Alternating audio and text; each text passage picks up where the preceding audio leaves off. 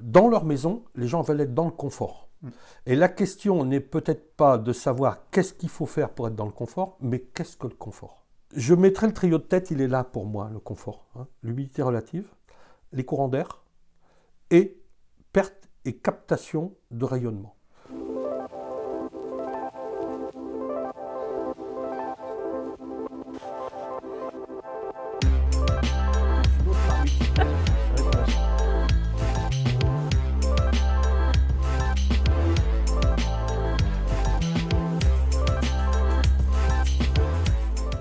D'après toi, si tu étais aux commandes, qu'est-ce que tu proposerais? Alors, déjà, on entend dire on a mis 2 milliards pour l'amélioration des bâtis anciens. Ok, c'est bien, c'est pas rien. Mais il faut se rappeler quand même, entre 2014 et 2016, c'est 20 milliards par année. Donc on a mis dans le circuit 10% de la réalité de la consommation totale. On peut dire que c'est pour amorcer la pompe. Oui, sauf que si on compare, en étant gentil, c'est au mieux équivalent de ce qui était fait à l'époque. Donc faire des effets d'annonce, on peut toujours les faire. Mais est-ce que pour autant on a changé les choses fondamentalement? Non. Au mieux, on a continué sur une lancée. Parce qu'il y a longtemps qu'il y a les certificats d'économie d'énergie, il y a longtemps qu'il y a les crédits d'impôt, il y a longtemps qu'il y a les TVA à taux réduit, etc. Bon, alors après, on change les choses. On ne va plus dans les espaces info-énergie. Maintenant, on va voir un conseiller faire. Bon, ok, d'accord, les financements, au lieu d'aller là, vont un peu là-bas, au lieu d'être distribués sous tel critère, sont distribués sous tel autre critère, mais globalement, voilà, c'est blanc bonnet, bonnet blanc, on n'a pas fait grand-chose. Alors, qu'est-ce qu'à mon sens, il faudrait faire? Je pense que déjà, il faudrait se réorienter vers les habitats, indépendamment de leur situation et des travaux qu'on va y faire, seront les plus vertueux au niveau ressources consommées et relâchement de gaz à effet de serre, parce que quand on consomme une ressource, en fait, on nous parle des fois d'amortissement économique, on nous parle d'amortissement écologique, etc. Pour résumer, c'est simpliste que je vais se dire, mais à un moment donné, il faut être simple. Lorsque on dépense de l'argent pour faire des travaux, le coût le montant de la dépense est intimement lié aux ressources consommées et mises en œuvre. Et ces ressources consommées et mises en œuvre il y a des corrélations très étroites entre les trois choses, sont aussi corrélables avec les émissions de gaz à effet de serre. Donc je dépense beaucoup, je consomme beaucoup de ressources, j'émets beaucoup de gaz à effet de serre. Je dépense peu, je consomme peu de ressources, parce que les ressources, on ne nous les donne pas. Donc si on met peu, on achète peu de ressources. Et si on achète peu de ressources, on émet peu de gaz à effet de serre. Alors, on nous fait les compteurs carbone. Ouais, tout ça, c'est très bien. Mais c'est un peu vaporeux. C'est difficile pour le commun des mortels. Si je te dis, voilà, c'est tant d'équivalent kilo carbone. Moi-même qui suis dans le truc, je ne peux pas te donner la définition comme ça d'un équivalent carbone. Tonne équivalent carbone, kilo équivalent carbone. Je vais sur Internet, je vais sur mon copain, Wikipédia, voilà, parce que je pense que c'est une bonne base. Aussi contestable peut-être, mais ça va quand même pas trop mal. Et là, j'ai 15 lignes pour m'expliquer ce qu'est une tonne équivalent carbone. Et c'est pas des lignes faciles à comprendre. On fait référence à plein de choses. Et donc, moi, je suis assez simpliste. J'aime bien, quand on me parle de carbone, dire, voilà, je sais que, par exemple, conduire une automobile à moteur à explosion, on émet du carbone. Et c'est pas bien. Et ce que je fais, c'est équivalent à tant de kilomètres parcourus. Ça me parle. Donc, il faut ramener les choses à ce qu'on comprend. Parce qu'autrement, si c'est trop complexe, les gens disent « J'y comprends rien, pourquoi tu veux que je m'embête ?» Voilà, les gens veulent comprendre, c'est normal. Donc, il faut leur expliquer simplement. Et donc, si on veut avoir un habitat, l'ADEME, encore une fois, a fait faire une étude. Et leur constat est que pour avoir un bâtiment BBC, bâtiment basse consommation. Alors c'est une norme, etc. Bon, là encore, on peut dire elle est bien, elle n'est pas bien, peu importe. On va comparer deux choses qui vont aller vers la même performance. Si on construit du neuf, pour aller vers un bâtiment BBC à surface habitable équivalente. Si je construis une maison pour l'amener à un niveau BBC, ou si j'achète un habitat ancien que je vais amener au niveau BBC, et j'ai relu plusieurs fois les choses, en me disant, mais c'est pas possible, c'est trop, c'est énorme. Alors ça rejoint des études que j'avais faites, je n'avais pas osé les utiliser en me disant, on ne me croira jamais, parce que ça fait trop de différence entre un système et un autre. Eh bien, l'ADEME dit que c'est 40 à 80 fois plus de ressources consommées pour arriver à un habitat BBC neuf que prendre de l'ancien et de l'amener à un niveau neuf. Alors 40 à 80 fois, la fourchette est vaste, parce que ça dépend d'où on part. Hein. C'est vrai que si l'habitat ancien est un habitat qui a 10-12 ans, ben oui, c'est un habitat ancien, mais il a déjà quand même des performances intéressantes. En prenant en compte les matériaux de construction, oui. Les travaux d'aménagement, des voiries, des choses comme ça, enfin, c'est l'intégralité. Absolument tout, parce que effectivement, souvent on dit je vais construire une maison neuve, et on ne pense que à notre action à nous, mon action à moi en tant qu'individu, je vais construire une maison neuve, ou l'architecte dit, moi, mon impact pour concevoir une maison neuve, ou le constructeur, ou le maître d'œuvre, peu importe, tous les gens qui sont concernés par l'acte de construire du neuf, résonnent au moment où, voilà, j'entre sur le terrain, il est préexistant, je creuse, je construis. Donc là, c'est mon impact. Ben non, ce terrain, il était agricole. Il a fallu qu'on le rende constructible. Ou il était agricole, ou il était forestier, ou il était terrain vague, je ne sais pas. Mais il n'y avait probablement pas de voie d'accès digne de ce nom pour y venir. Donc il a fallu concevoir une voie d'accès. Il a fallu amener des réseaux. Parce qu'aujourd'hui, ben, on ne veut pas tous travailler sur satellite, mais on veut avoir de l'Internet chez soi. Donc il faut amener un réseau. On veut avoir de l'électricité, il faut amener un réseau. Quand si j'achète une chaudière extrêmement performante, je vais prendre un exemple, par exemple, qui est assez emblématique. Pour avoir un air sain, il faut le renouveler. Bon, on ne va pas le développer là, mais c'est une réalité. Voilà. Un air sain, à la fois dans ses contenants, en COV, en CIOV, en microparticules, mais aussi en renouvellement d'oxygène et évacuation de gaz carbonique, et en humidité.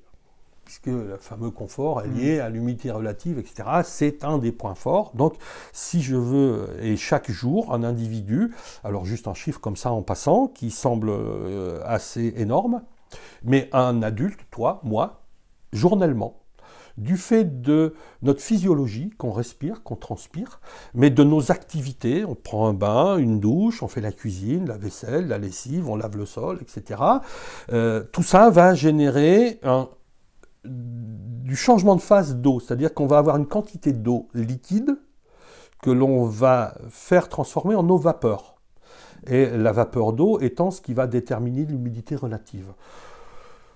Ce sont des notions, on ne va pas les développer là, parce qu'il faut du temps. Pour un Européen de l'Ouest que nous sommes, compte tenu de notre art de vivre, c'est entre 3 et 5 litres d'eau liquide que chaque jour on transforme en eau vapeur. C'est énorme. Et donc, si on le fait dans un habitat fermé, on va assez rapidement saturer notre air intérieur de vapeur d'eau, et la conséquence, sans développer ce qu'est l'humidité relative, va être qu'on va sortir de la zone de confort, qui est qu'au-delà de 65% d'humidité relative dans l'air, on est dans la zone d'inconfort. Il faut revenir dans la zone de confort, et pour revenir dans la zone de confort, on a deux solutions. Soit on renouvelle l'air, on fait rentrer de l'air qui est moins chargé en eau, vapeur, on le puise à l'extérieur, sauf en zone bord de mer, mais là encore, on ne va pas non plus aborder ce sujet, parce que là, c'est énorme. Mais néanmoins, il faut le savoir. Hein. Et ici, par exemple, dans l'Allier, on est dans un climat plutôt continental, et donc j'ai beaucoup moins d'eau en teneur absolue dans l'air, à l'extérieur qu'à l'intérieur. Donc si je prends de mon air intérieur, que je l'évacue, que je fais rentrer de l'air extérieur, je vais faire baisser mon humidité relative et revenir dans la tranche de confort de 45 à 55%. Donc ça, c'est une première possibilité, je renouvelle l'air. La deuxième possibilité étant de le chauffer, parce que plus je chauffe de l'air, plus mon humidité relative va baisser. Le plus simple et le plus logique, et le moins impactant, c'est de renouveler l'air. Donc, en fait, renouveler l'air, ça coûte beaucoup moins cher que d'isoler, par exemple. Donc c'est la première étape qu'on peut faire. Voilà, c'est renouveler l'air, ça coûte moins cher que d'isoler. Et isoler n'a d'efficacité que dans la mesure où, en parallèle, je chauffe pour maintenir à une température de confort, pour être dans les 45 à 55% d'humidité relative.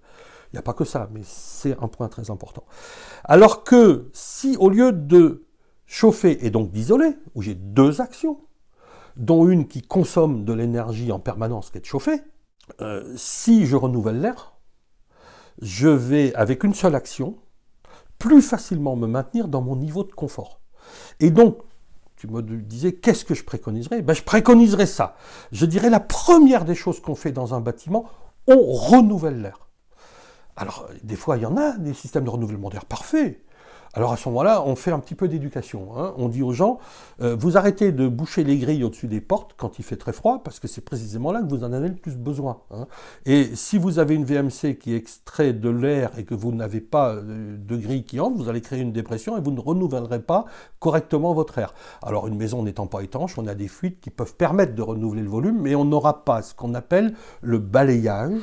Et donc, je dirais, si j'étais à la tête du gouvernement, si j'étais en responsabilité de l'éradication des passoires énergétiques, je dirais, voilà, l'action numéro 1, on va mettre le paquet sur la gestion de l'air. Et ça coûte pas très cher. Et ça coûte pas cher.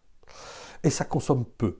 Puisque une VMC, alors on va me dire, ouais, mais c'est un moteur qui tourne à l'air. Si on prend une simple flux, une VMC simple flux, aujourd'hui on a des VMC qui vont consommer de l'électricité, oui, ok, 12 watts, 14 watts de puissance, consommation électrique à l'année, allez, 20 € d'électricité à l'année. Une VMC simple flux, c'est peu de ressources consommées, et c'est peu d'énergie consommée, et c'est peu de gains à mettre en parallèle, et c'est des gaines qui n'ont pas forcément besoin d'être hyper techniques, puisque elles n'ont pas besoin d'être isolées, puisque c'est de l'air qu'on prend qui est chaud et qu'on va mettre dehors qui soit froid, qui va devenir froid.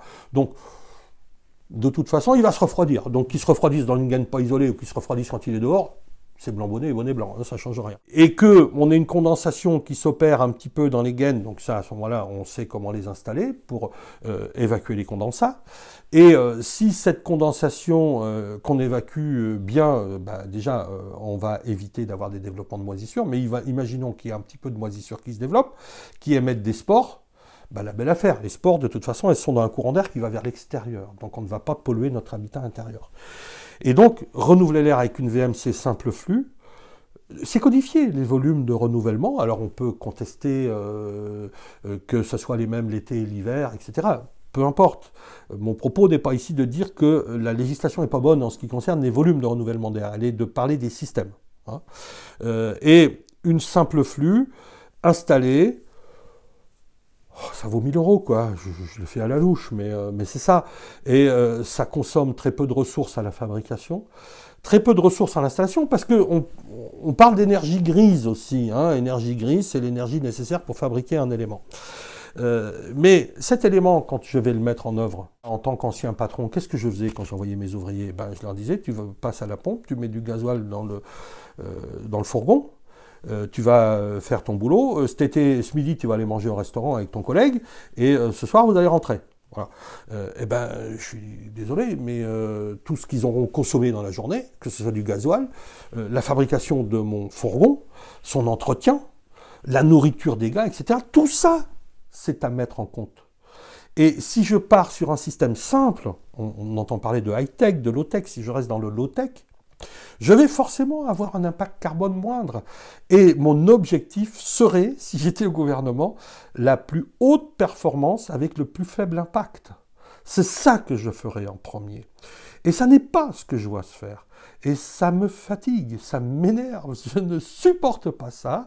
Ça me vaut des coups de gueule, ça me vaut d'être mal vu par quelques-uns que j'égratigne, parce que à un moment donné, faut dire les choses. Et on ne fait pas plaisir aux gens qui en vivent, parce que ce sont des business, tout ça. Et on oublie qu'on est en train de faire du business sur le dos de gens, au nom de l'espoir de leur permettre d'atteindre plus de confort. Or, puisque moi je l'ai découvert, j'ai pas la sensation d'être un surhomme. Mon niveau d'études est assez peu élevé. Je dois dire que je courais bien quand j'étais jeune et j'ai couru beaucoup plus vite que l'éducation nationale qui n'a pas réussi à me rattraper. Donc, on ne peut pas dire que c'est parce que j'ai fait d'énormes études. Je vois des normaliens, je vois, etc., des gens qui sont du niveau d'études, je suis bien loin de tout ça. Et j'ai compris ça. Donc je me dis, c'est pas possible. Tu l'as compris et tu l'as expérimenté. Et je l'ai expérimenté. J'ai des clients qui l'ont expérimenté. Et je l'ai démontré. En fait, ça, pour résumer, c'est que pour faire moins, on fait plus, plus, plus. On fait plus, plus, plus. Et en nous disant, vous allez voir, c'est la solution. Et 5 ans après, on dit, finalement, on va faire encore plus parce qu'on n'a pas atteint l'objectif. Et puis 5 ans plus tard, on va faire encore plus parce qu'on n'a toujours pas atteint l'objectif. On l'atteindra quand ? Et j'en reviens toujours à mes 2 angoisses permanentes. Comment vont vivre mes petits-fils ? On est en train de leur faire 2 choses, c'est-à-dire de leur générer un milieu ambiant, de dégrader leur biotope, et ils auront du mal à y vivre. Et je n'accepte pas ça. Et on est en train de consommer des ressources qui vont faire que demain, eh bien, ils n'auront plus assez de ressources pour faire face à leurs besoins primaires. Tout ça pour mon petit confort à moi. Et je suis heureux de constater que petit à petit, je rencontre de plus en plus de gens dont c'est le moteur de leur vie. Et que on est de moins en moins seul. J'ai jamais été seul. On a toujours eu des gens qui ont eu cette façon de penser. Mais on était quand même un petit peu des moutons noirs quand même. Hein, ouais, on était des exceptions. Et on était, allez, lâchons le mot, je suis un mec du bâtiment, on était des emmerdeurs. Et pour reprendre un terme du Sud, on faisait caguer tout le monde avec nos histoires. Il est vrai que l'homme, par nature, adore avoir des solutions, parce que les gens adorent qu'on leur dise, voilà, tu fais ça comme ça. Sauf qu'il n'y a pas de solution unique. Aujourd'hui, on se trouve à avoir les moyens d'acheter un rêve. Sauf que, est-ce que notre rêve va nous permettre d'accéder au bonheur dont on rêve? Et on se rend compte le plus souvent, enfin pas toujours, des fois heureusement, il y a le bonheur au bout du rêve, mais très souvent, au bout du rêve, il y a une triste réalité. Et je ne suis pas sûr que dans l'indice de calcul du bonheur, on ait beaucoup progressé, d'avoir vécu son rêve. Tant qu'on l'a, le rêve, il est beau. Quand il est vécu, finalement, il n'y a pas grand-chose, quoi. Et qu'est-ce qui est riche? Enfin, moi, qu'est-ce que je constate comme étant une richesse? C'est de rencontrer des individus. Tu es venu chez moi, je suis allé chez toi, on a partagé des choses. Là, tu es venu, voilà, on est dans le Bourbonnais, ici, il s'élève des charolaises. Alors, effectivement, les véganes diront « Ah, on a mangé de la viande. Ah, ouais, on a mangé de la viande. » Bon, ok, voilà. Bon, mais à culpa. Hein. Mais quelque part, qu'est-ce qu'on a mangé comme viande? Je suis allé samedi au marché. J'ai rencontré un agriculteur boucher qui élève ses bêtes, qui les nourrit, qui en prend soin et qui n'abat. Et lui ne vend, alors on va le dire comme ça, voilà, on n'abat pas aujourd'hui, on vend de la viande. Hein, mais il y a eu une phase avant quand même. Ne vend que des génisses qu'il a élevées. Et donc, on a mangé un pot-au-feu issu d'une génisse de 3 ans, charolaise, une belle viande bien persillée, avec une maturation, etc. Et on a mis quoi comme légumes?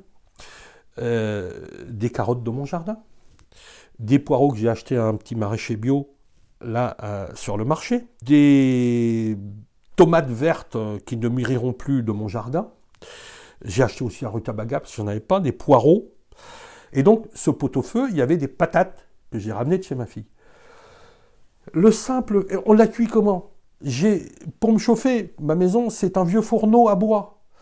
Et on a cuit ce pot-au-feu pendant qu'on était en train de travailler. Et le midi, on a partagé ce repas. Qu'est-ce qu'il y a de plus simple qu'un pot-au-feu? On a bu du bouillon au début du repas. On a mangé notre part de viande raisonnablement. On ne s'est pas goinfré, et on a mangé ces légumes, et on s'est regardé, et après, on a mangé du fromage, alors du Saint-Nectaire, voilà.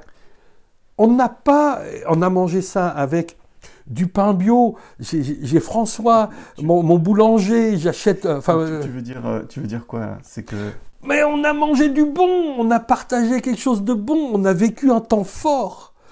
Et ce temps fort-là, je pense qu'il est peut-être plus fort que d'être allé faire une partie de bowling ou une sortie à ski.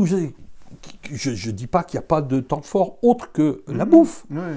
Mais voilà, on a partagé ça. On a épluché les légumes ensemble. Que chaque produit avait une histoire et à chaque bouchée, on avait plein d'émotions. Et c'était ça qui était fort. Qu'est-ce que le bonheur? Est-ce que le bonheur, c'est de consommer? C'est de dépenser de l'argent? C'est d'aller vivre des expériences extraordinaires, qu'on nous vend pour extraordinaires, ailleurs? Lorsqu'on est sans arrêt à être en train de consommer des choses qu'on nous propose, mais qu'on a concoctées pour nous. Nous sommes simplement des consommateurs. Et cette consommation, ça peut être regarder une vidéo, ça peut être aller en vacances, ça peut être, je sais pas, mais c'est toujours de la consommation. Alors que quand on partage des choses, on est des acteurs. Et on devient acteur de notre bonheur. Je reconnais qu'il n'est pas forcément facile d'être à la tête d'un État, de promouvoir le bonheur des gens et l'économie. Et aujourd'hui, par exemple, toutes les aides dont on parle là, les milliards qui sont donnés à droite, à gauche, tout ça est subordonné au fait que les travaux soient réalisés par des gens qui sont RGE, reconnus garants de l'environnement. Ils sont garants de pas grand-chose. Parce que pour être garant de l'environnement, il faudrait déjà savoir ce que c'est que l'environnement. Et il ne faudrait pas qu'on leur donne un blanc-seing de réalisation, tout simplement parce qu'ils ont suivi 3 jours d'un stage dans lequel ils ont appris à coordonner leurs actions avec les autres corps d'État, ce que sont les subventions, comment on les calcule, etc., etc. Et alors, avant, ils n'étaient pas garants de l'environnement, après, ils le sont. Où leur a-t-on parlé d'environnement? C'est pas comme ça que ça fonctionne. Mais néanmoins, voilà, on a des gens qui sont garants de l'environnement. Je note, par ailleurs, qu'il y a de moins en moins d'artisans qui sont garants de l'environnement parce que c'est un écran de fumée. Tous les travaux qui ont été réalisés, qui ont été subventionnés dans le cadre de ce qui a été aidé pour aller dans le sens d'amélioration de l'habitat, donc les 20 milliards annuels de 2014 à 2016, je pense que ça a continué, il n'y a aucune raison qu'ayant les mêmes acteurs, ayant les mêmes préconisations, ayant les mêmes besoins, on ait changé grand-chose à ce qui a été réalisé et au résultat atteint. Donc il faut s'attaquer. Je crois que c'est Einstein qui disait « On ne peut pas attendre des résultats différents en choisissant de travailler avec les mêmes opérateurs. » Il le disait mieux que moi, mais c'est quelque chose d'un peu vrai quand même. Et il disait aussi « On ne peut pas attendre l'éradication d'un problème en le confiant à ceux qui en sont la cause. » Oui, à un moment donné, il faut qu'on change des choses. Et ça fait partie de mes obnubilations.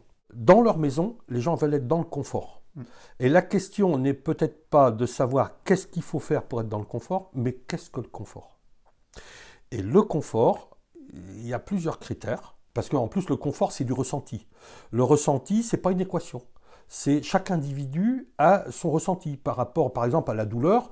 On dit aux gens, sur une échelle de 1 à 5, je vous fais ça, qu'est-ce que ça vous fait? Certains diront, oh, ça me fait 5. D'autres diront, ressenti, 0. Voilà, on a tous notre échelle. Parmi le trio de tête, je dirais que c'est l'humidité relative dans la maison. Donc, comment, une des questions, c'est comment arriver à un niveau de confort d'humidité relative entre 45 et 65%. L'immense majorité des individus dit être parfaitement bien à 55% d'humidité relative. Ça, c'est une première chose. La deuxième chose, on sait qu'on a des ressentis de froid face à des courants d'air. Pour une raison simple, qui est liée encore à l'eau. Tout part de l'eau, en fait, ou quasiment tout. Lorsque j'ai très chaud, je transpire.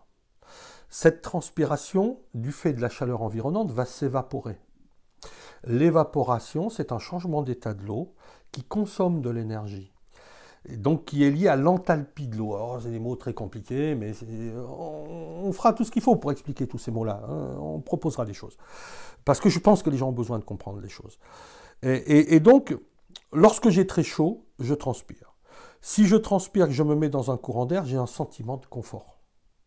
Sauf que je transpire à toute époque de l'année, et si je suis très habillé, par exemple parce que j'ai une humidité relative importante et que je dois compenser par un ressenti venant d'ailleurs, puisque le sentiment de confort, c'est un ensemble de ressentis, et mon organisme, parce que nous sommes des êtres doués de sensibilité très pointue, et mon organisme analyse plein de critères, et je ne peux pas dire que j'ai la sensation de confort avec un seul critère. Ou alors, il faut que je l'exacerbe, que je le pousse à l'extrême. C'est pour ça que si on mise tout sur le chaud, eh ben, on a des gens chez qui on arrive et il fait 22, 23 degrés, 24 degrés, qui nous disent « mais en dessous, je ne suis pas bien ».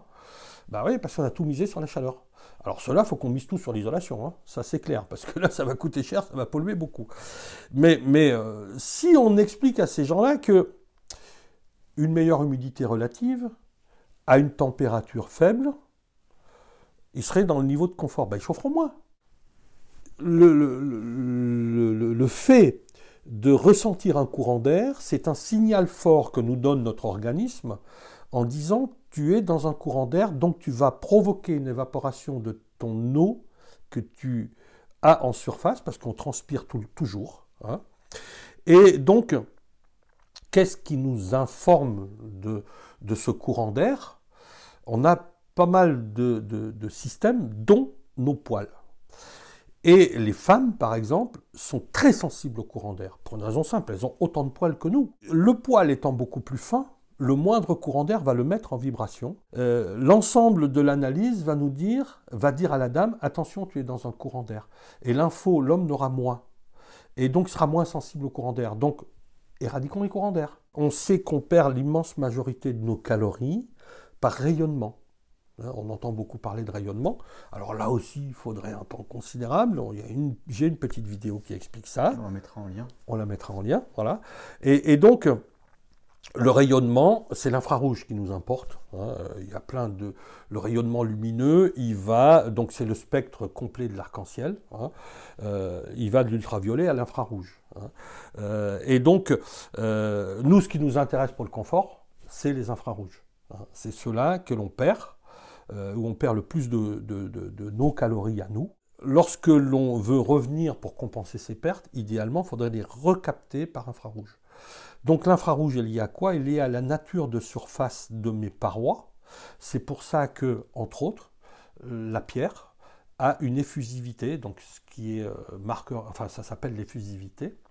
Et cette effusivité, alors on a aussi une autre appellation qui est l'émissivité, qui est légèrement différente, mais on est quand même dans les mêmes notions, effusivité, émissivité.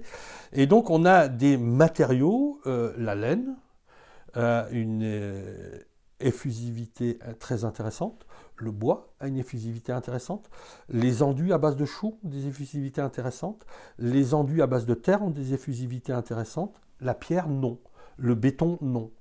C'est comme ça. Je mettrai le trio de tête, il est là pour moi, le confort. Hein. L'humidité relative, les courants d'air et perte et captation de rayonnement. Alors le chauffage et l'isolation?